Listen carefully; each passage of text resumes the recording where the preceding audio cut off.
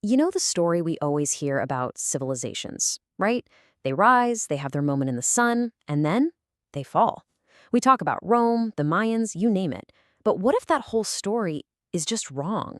What if civilizations don't actually fall at all?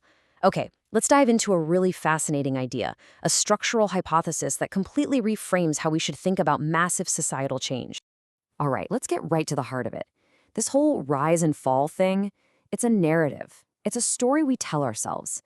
This framework, though, it argues for something else entirely, something a lot more dynamic.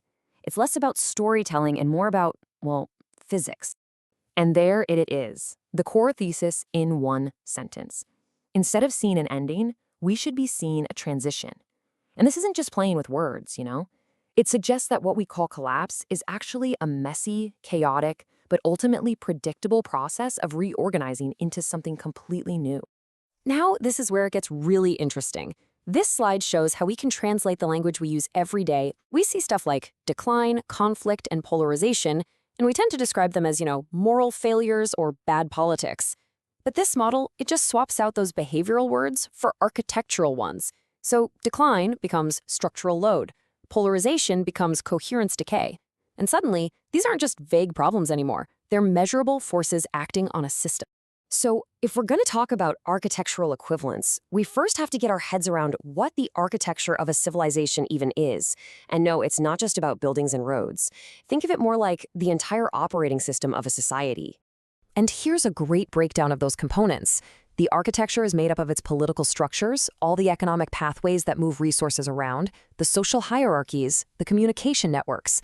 This is the plumbing, the wiring, the code that dictates how a society actually works. It's what holds it together, and crucially, it's where it's most likely to break. Okay, let's nail down a really key term here, structural load. This is not the same thing as just general stress. Load is a specific, measurable demand that's being placed on that architecture we just talked about. It's literally the total weight that the system is being forced to carry at any given moment. So where is all this load coming from? Well, as you can see here, it's all around us. We've got rapid technological change, growing populations, constraints on resources, just the sheer overload of information. Every single one of these things adds more weight onto the structure, testing its limits and piling on the pressure. So what happens when that load gets to be too much for the architecture to handle? Well, the system doesn't just snap. It actually follows a pretty predictable path, a path towards reorganization. Let's walk through the stages. Here's the roadmap. It starts with something called coherence decay. From there, it moves into topological deformation, then fault line activation, and it all culminates in what are called threshold cascades. Sounds complicated? I know, but let's break each one down. First up, coherence decay. The easiest way to think about coherence is that it's the glue holding a society together.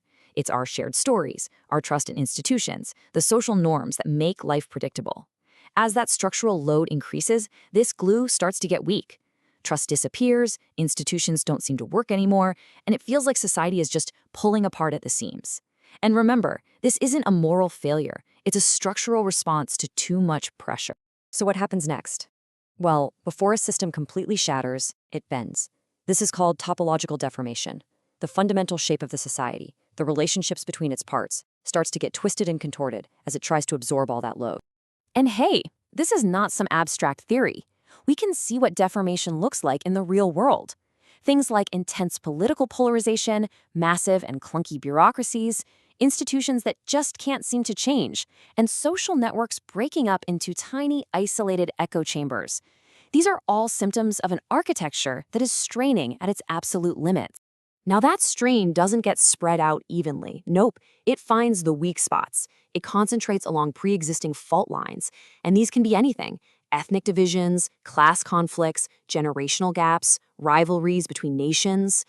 Under all that load, these cracks, which might have been dormant for years, suddenly activate and become the main drivers of change.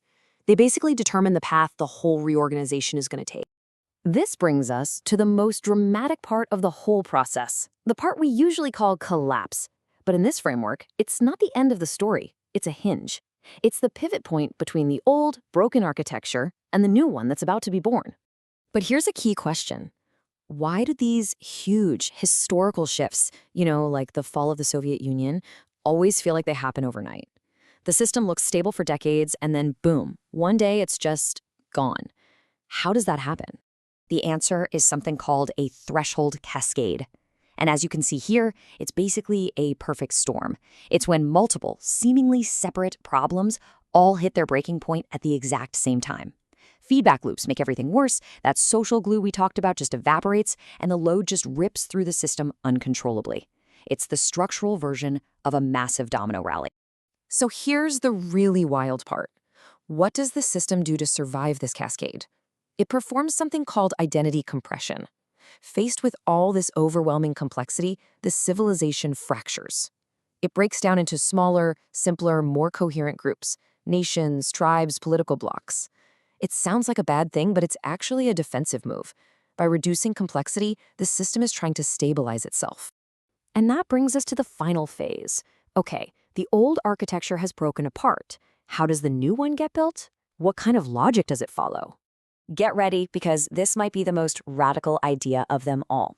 The shape of the new system is not decided by big ideologies or great leaders or morality.